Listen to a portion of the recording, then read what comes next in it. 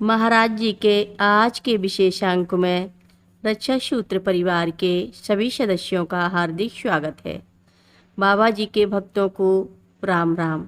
11 जून 1900 को दुर्गा दास शर्मा और कौशल्या देवी शर्मा दंपति के घर उत्तर प्रदेश के अकबरपुर गांव में लक्ष्मण दास शर्मा के रूप में 11 जून 1900 को दुर्गा दास शर्मा और कौशल्या देवी शर्मा दंपति के घर उत्तर प्रदेश के अकबरपुर गांव में लक्ष्मण दास शर्मा के रूप में जन्मे। महाराज जी का प्रारंभिक जीवन बड़ा साधारण रहा। हालांकि नियति की इस आत्मा के लिए अलग योजनाएं थीं और 11 साल की आयु में उन्होंने गहन आध्यात्मिक जागृति का अनुभव किया।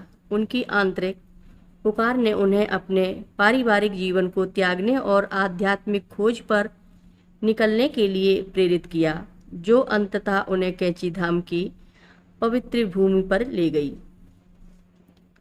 कुमाऊं की सुरम्य पहाड़ियों में बसे नीम करोली बाबा की कैंची धाम तक की यात्रा रहस्यवाद से घिरी हुई है। 1962 में महाराज जी ने भक्तों के एक समूह के साथ एक सुदूर और प्राचीन स्थान पर आश्रम की स्थापना की, जो हरियाली और बहती नदियों की सुखद आवाज से घिरा हुआ था।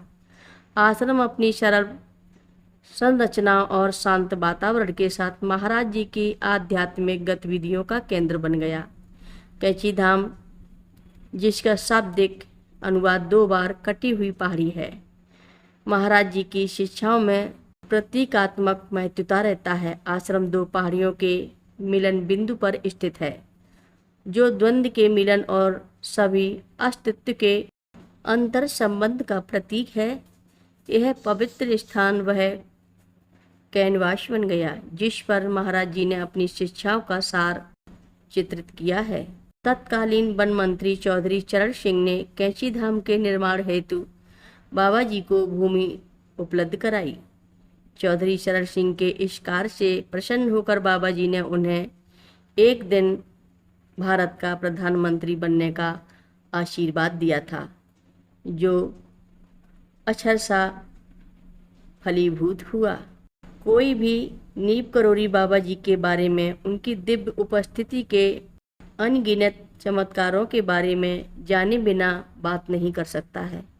भक्त उपचार वस्तुओं के भौतिकीकरण और यहाँ तक कि समय और स्थान को पार करने की गहन क्षमता के उदाहरणों का वर्णन करते हैं। कैंची धाम का आश्रम महाराज जी के आशीर्वाद के फलस्वरूप होने वाली असाधारण घटनाओं का जीवंत प्रमाण बन गया।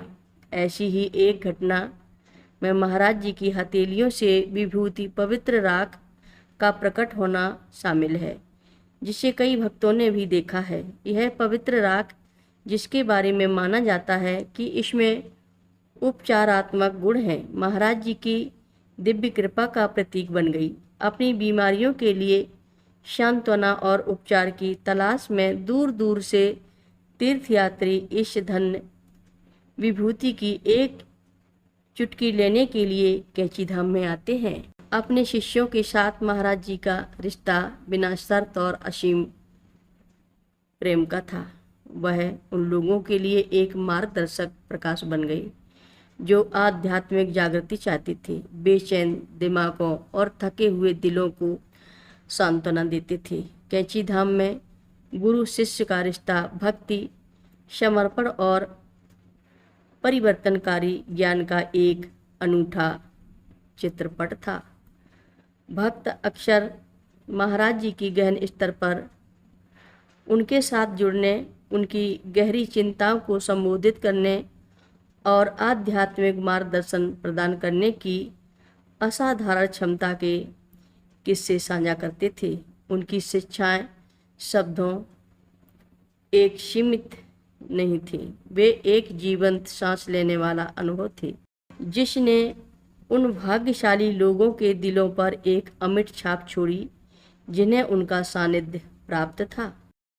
हर रोज महाराज जी की कथाएं सुनने के लिए सभी भक्तों का धन्यवाद। सभी भक्त रक्षा सूत्र चैनल को सब्सक्राइब करें, शेयर करें, लाइक करें, घंटी बजाना ना भूलें। कमेंट बॉक्स में लिख भेजें जय नीव करोरी बाबा जी महाराज। सभी भक्त मिलकर बोलो नीव करोरी बाबा जी महाराज की जय जय बोलो। सिद्धि माता की जय जय बोलो। जय श्री राम बोलो।